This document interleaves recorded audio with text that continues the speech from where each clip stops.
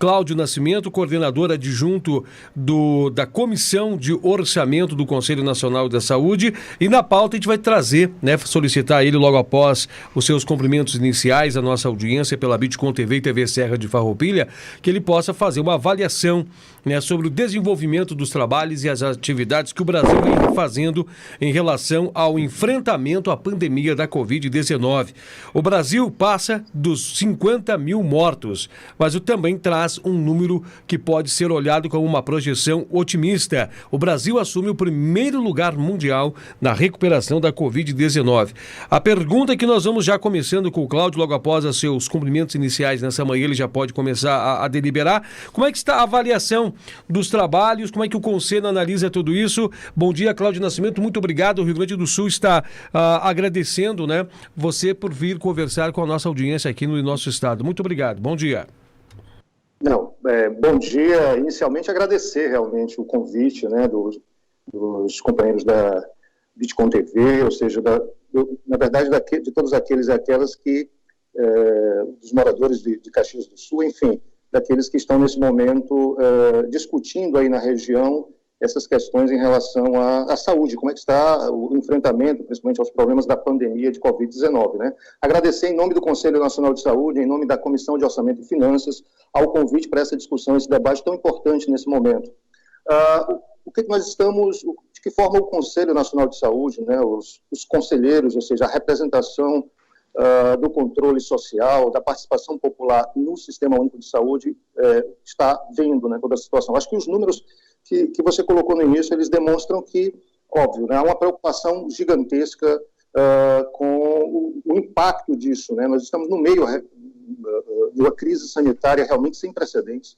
O número de mortes fala por si só, o impacto dela na vida das pessoas, o impacto dela na forma como, inclusive, a sociedade hoje se relaciona, ou seja, as relações sociais são estabelecidas, ele é muito grande.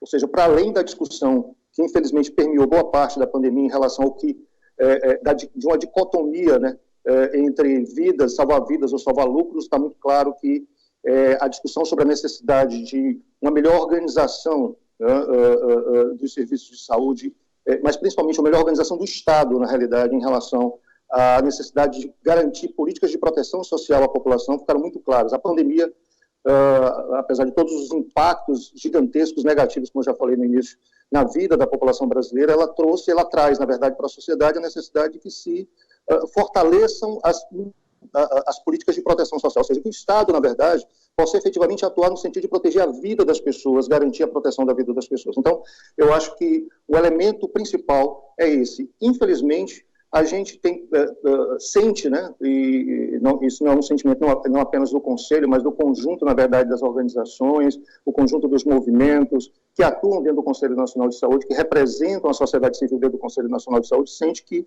infelizmente, o Estado brasileiro ele não atuou como deveria atuar em relação ao enfrentamento da pandemia. Esse é um sentimento que nós temos.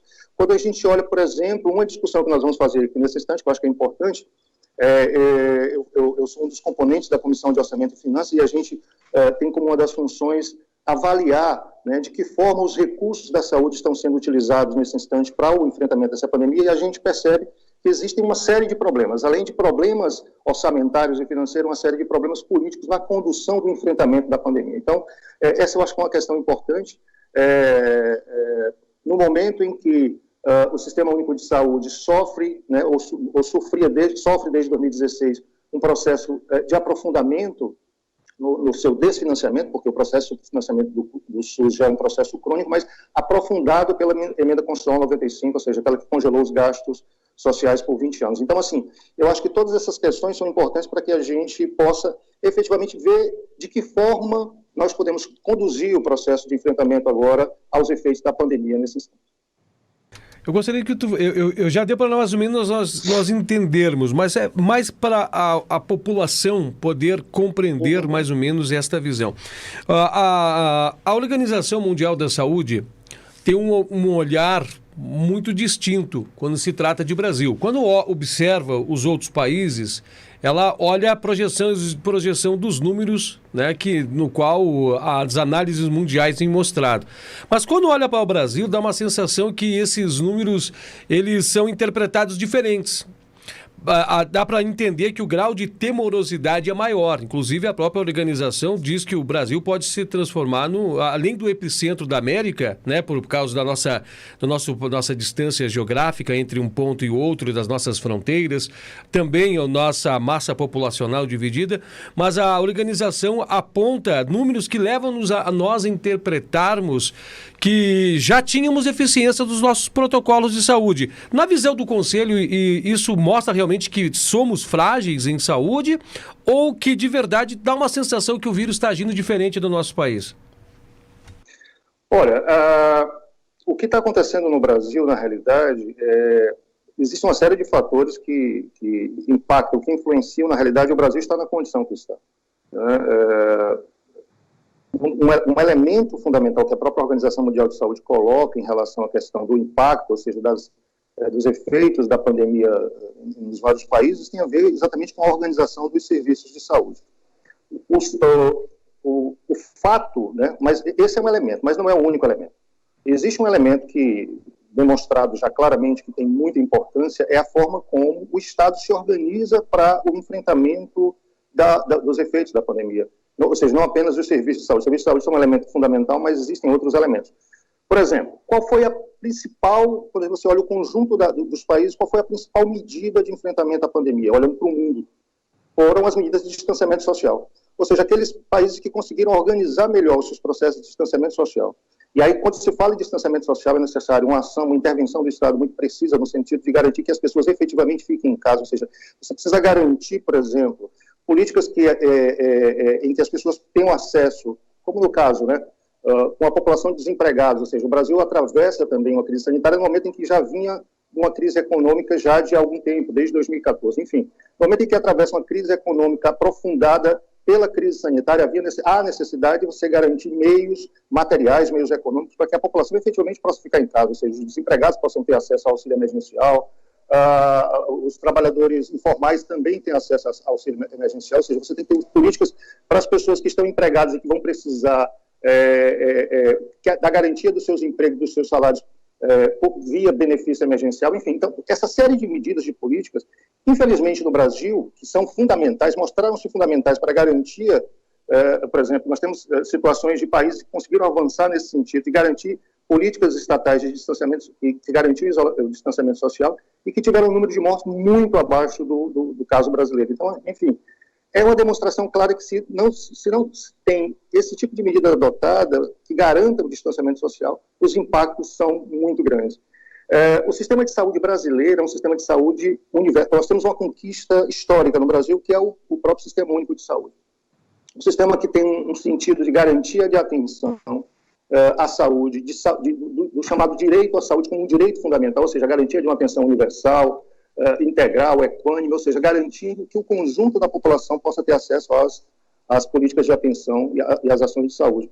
Agora, a realidade é que, infelizmente, como eu coloquei no início, existe um processo que já é crônico de subfinanciamento, ou seja, e esse subfinanciamento tem como efeito mais concreto, mais direto, o sucateamento de boa parte das unidades, dos serviços, enfim, das condições de trabalho, inclusive, dos trabalhadores da saúde. Então, isso tem um impacto muito grande quando a gente olha para a questão dos serviços de saúde. Então, esses dois elementos são os dois elementos que são fundamentais e que eu acho que provocam, inclusive, um diferencial. A garantia do distanciamento social e a garantia de serviços de saúde que efetivamente possam cuidar das pessoas. Perfeito. 9h53, programa Conexão aqui na Bitcom TV. Nós também estamos com a TV Serra e agora, nesse exato momento, eu passo a palavra também ao Leandro Adamati, que possa também fazer uma pergunta ao Carlos Nascimento para nós fazermos, né, essa análise, essa avaliação da nossa estrutura em saúde no enfrentamento à pandemia da Covid-19 no solo brasileiro. E o Cláudio Nascimento hoje, né, faz parte, é integrante, é membro também do Conselho Nacional de Saúde. Leandro Adamati, com você. Ótimo, obrigado, Edinho Soares. Eu quero cumprimentar então o Cláudio Nascimento, obrigado por esta oportunidade. E a minha indagação, a minha pergunta vai justamente na área dos investimentos públicos na própria saúde, já que o Cláudio também tem todo esse acompanhamento junto à Comissão de Finanças. O que a gente tem visto, Cláudio, no Brasil de norte a sul, de leste a oeste, é a falta de leitos e SUS nos mais diversos hospitais para poder tratar os pacientes que têm necessidades com a Covid-19. Eu te pergunto, o investimento tem sido adequado para as demandas do tamanho da pandemia no Brasil ou, infelizmente, está aquém do que deveria ser? Olha, antes de tudo, bom dia, Leandro. Bom dia. O que nós estamos vendo é o seguinte, infelizmente os investimentos não têm sido aquilo que deveria ser, e isso tem relação exatamente com a questão do desfinanciamento que eu falei no início. Um elemento do desfinanciamento do SUS muito importante nesse momento, e aí nós fomos pegos, né, o Estado brasileiro, o governo, foram pegos no meio de uma crise sanitária quando se aplicava uma política de austeridade muito, muito pesada, representada pela Emenda Constitucional 95. A Emenda Constitucional 95, ou seja, foi aprovada em 2016, ainda no governo Temer, mas que os seus efeitos começaram a ser sentidos no SUS a partir de 2018, ela promoveu uma redução de 22,5 bilhões de reais de 2018 a 2020. Esses são os cálculos que nós da Comissão de Orçamento e Finanças fazemos em termos de redução de recursos. Então, esse é um elemento que já impacta fortemente na questão da estrutura da atenção à saúde no Sistema Único de Saúde. Além disso, né, o governo adotou as medidas de enfrentamento à pandemia, inclusive o Congresso aprovou uma emenda constitucional, a Emenda Constitucional 106, que exatamente garantia recursos orçamentários e financeiros para um enfrentamento especificamente dessa pandemia.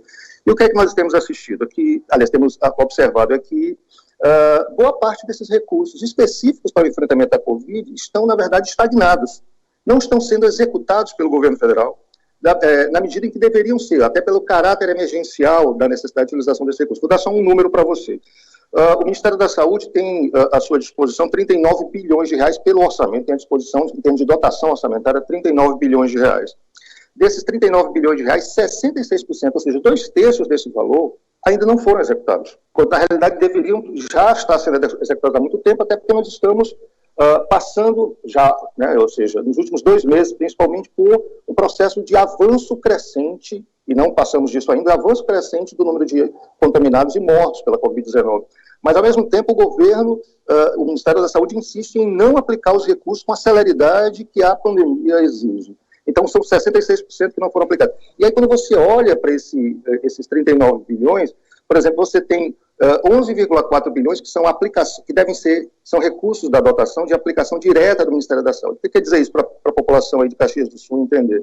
Aplicação direta quer dizer que é o dinheiro, a parte do dinheiro que está no Ministério da Saúde, que ele usa diretamente para comprar equipamento, para comprar respirador, para comprar leitos, máscaras, EPIs para os trabalhadores da saúde, isso é o chamado recurso de aplicação direta. Esse recurso de aplicação direta, esses 11,4 bilhões que compõem parte dos 39, que é do conjunto do Ministério da Saúde, 74% ainda não foram executados. 74% ainda não foram executados. Existe a outra parte do recurso, desses 39, que são para transferências para os municípios e para os estados, e aí Caxias do Sul, dos municípios que recebem ou deveriam receber parte desses recursos, mas que você tem ainda uma estagnação em relação aos recursos para os municípios, do total de 16,9 bilhões que são para transferências, 66% não foram ainda encaminhados para os municípios, ou seja, estão parados no Ministério da Saúde, e os municípios, obviamente, sentem os efeitos da falta desses recursos que deveriam receber. Enfim, Cláudio, Oi. Cláudio, então, na verdade, assim, dinheiro tem, está faltando ser aplicado, é isso? Pois é, não, você veja, você tem, na verdade, Leandro, você tem uma dupla situação. Existe realmente poucos recursos, e os poucos recursos, você tem um duplo efeito, na realidade. Os recursos são poucos, e os poucos recursos que existem não estão sendo utilizados. Ou seja, a catástrofe, né, sanitária que nós estamos assistindo tem muito a ver exatamente com a forma como o Estado, como o governo federal, principalmente, que tem a maior parte desses recursos, porque a realidade é que os municípios e os estados executam as ações de saúde. Mas quem arrecada boa parte dos recursos via tributos, via impostos, é a União, é o governo federal. E aí o processo de transferência para os estados e municípios está nessa situação, com baixíssima execução, e nós do Conselho Nacional de Saúde, entendemos que se impacta fortemente na atenção à saúde, principalmente dos pacientes de Covid Covid-19. Perfeito. Deixa eu fazer mais uma colocação de minha parte, a última para concluirmos também.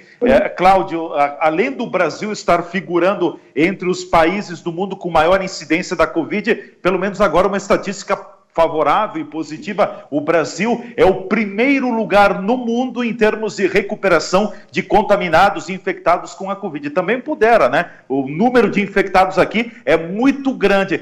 De que forma a gente pode interpretar e ler esse desempenho agora favorável, o Brasil sendo o primeiro país do mundo em recuperação de Covid, se nós não temos todo o aparato da saúde que nós deveríamos ter?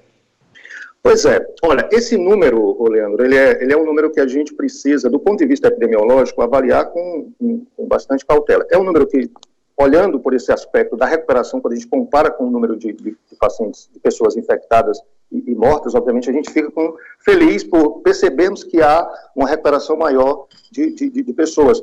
Mas, ao mesmo tempo, como a Covid é uma doença nova, existem estudos, né, que estão sendo feitos em regiões que já passaram pela pandemia e que mostram que, assim, infelizmente, aquilo que a gente considera como, por exemplo, a pessoa que foi contaminada, recuperou-se, quer dizer que ela está imune, ou seja, isso ainda não existem estudos que mostram que essas pessoas efetivamente conseguiram imunidade. Essa é uma questão importante para a gente refletir também, porque ela exige, na realidade, dos serviços de saúde, que eles se organizem para quê? Se na eventualidade nós termos um refluxo, por exemplo, quando a gente assiste a abertura em vários locais, não sei como está em Caxias do Sul, mas imagino, por exemplo, vou dar alguns dados, por exemplo, na maioria das capitais brasileiras já está se abrindo novamente, mesmo havendo ainda um aumento do número de casos e de mortes, está se abrindo o comércio, se abrindo a indústria. O impacto disso, a possibilidade de um refluxo da doença, ele é palpável, até porque aquilo que a OMS considera como medidas necessárias para se flexibilizar, se abrir, em muitas das capitais não aconteceu. Na verdade, na grande maioria delas não aconteceram essas medidas necessárias, ou seja, que se avaliasse efetivamente o tempo de redução do número de casos, que se organizasse os serviços no sentido do aumento da testagem da população, enfim, nada dessas medidas a grande maioria dos governadores e dos prefeitos, infelizmente, tomou nesse sentido. E mesmo assim nós estamos assistindo a uma abertura. Então, eu queria dizer para você, Leandro, o seguinte: a grande questão é se esse número de recuperados quer dizer que nós temos, então, boa parte da população protegida, efetivamente protegida de um refluxo dessa primeira onda e protegida de uma segunda onda que eventualmente possa acontecer. Bem, aí a gente não pode dizer isso. E eu acho que essa é uma questão que a gente, é importante que a gente dê a importância do dia, né, releve, né, no sentido de que os serviços precisam se organizar para garantir que, nessa eventualidade, a gente não tenha a catástrofe sanitária que nós estamos assistindo em termos de mortes de pessoas no Brasil.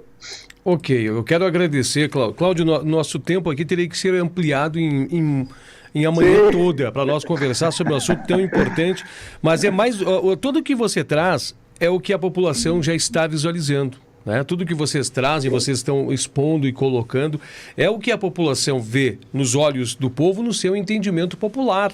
Vê que há discrepâncias, que há dificuldades que já poderiam ter sido contornadas. Eu lembro-me que nós acompanhávamos pela macromídia as primeiras informações, até diretamente do porta-voz do governo federal, que dizia assim, nós estamos se preparando para o momento que vai começar, e essa preparação não veio, a gente ouve que há sim conflitos de relação entre a esfera federal com os governos dos estados, há no meio de tudo isso observações de interesses por final do ano relacionados às questões políticas.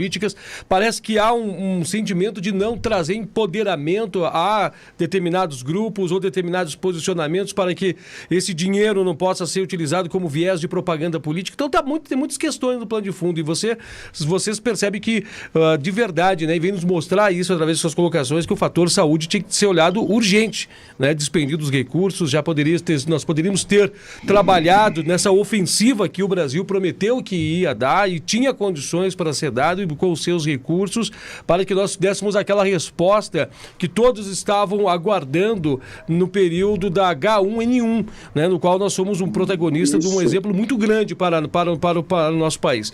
Cláudio, eu quero deixar o espaço para suas considerações finais, quero te agradecer.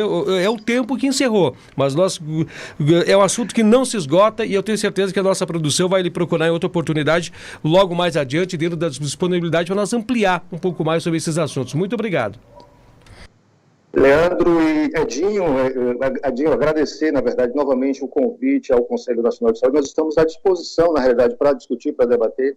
Eu gostaria além desse agradecimento, né, assim, a todos da Bitcom TV, da TV Serra, que está, os telespectadores da TV Serra que estão assistindo nesse instante, dizer que é muito importante nesse momento que a gente garanta as medidas necessárias para que a gente possa conter essa pandemia. Porque a gente faz uma discussão toda em relação à questão orçamentária, as políticas que são adotadas, as ações que são adotadas, mas o elemento fundamental dessa história toda é a vida das pessoas que precisa ser salvaguardada, precisa ser garantida, precisa ser protegida. Então, eu acho que esse trabalho da imprensa, esse trabalho que vocês da Bitcom e dos demais veículos de imprensa fazem em relação a divulgar os elementos, até porque nós do Conselho Nacional de Saúde encaramos como muito ruim o fato de que, por exemplo, nós temos hoje dificuldades, estamos assistindo, né, como mais um elemento desse processo, dificuldade da população ter acesso a informações, acesso a dados. Você tem, por exemplo, o Ministério da Saúde agora, sem ministro da Saúde efetivo, sem um comando central para organizar o processo, inclusive, de organização dos estados e municípios em relação ao enfrentamento da doença, dificuldades, como eu disse, no acesso às informações, tudo isso é muito ruim, inclusive para os veículos de informação que estão aí para deixar a população preparada, organizada para o enfrentamento da pandemia. Então, agradecer, na verdade, o convite e me colocar à disposição. O Conselho Nacional de Saúde, a Comissão de Orçamento e Finanças do Conselho está à disposição de vocês, Edinho, Leandro, na hora que vocês precisarem, para chamar e a gente continuar o nosso debate. Obrigado, hein? Ótimo. Bacana, muito obrigado. Eu quero pedir desculpa ao Cláudio. Cláudio, nós estamos aqui recebendo já informação. A minha colega jornalista Melissa Bueno, que está na produção nesse exato momento, está aqui chegando para nos informar sobre mais um óbito relacionado ao Covid na cidade de Caxias do Sul. É uma pena, é lamentável nós estarmos recebendo isso, mas o que chama a atenção é que essas informações levarão hoje em conta uma interpretação pelo nosso governador do estado do Rio Grande do Sul, que todas as sextas-feiras ele faz a interpretação para colocar em vigor medidas para a próxima semana. E aqui ele adotou um procedimento de bandeiras, né? As bandeiras que vão das cores verde, da cor amarela, da cor laranja, da cor vermelha até a cor preta.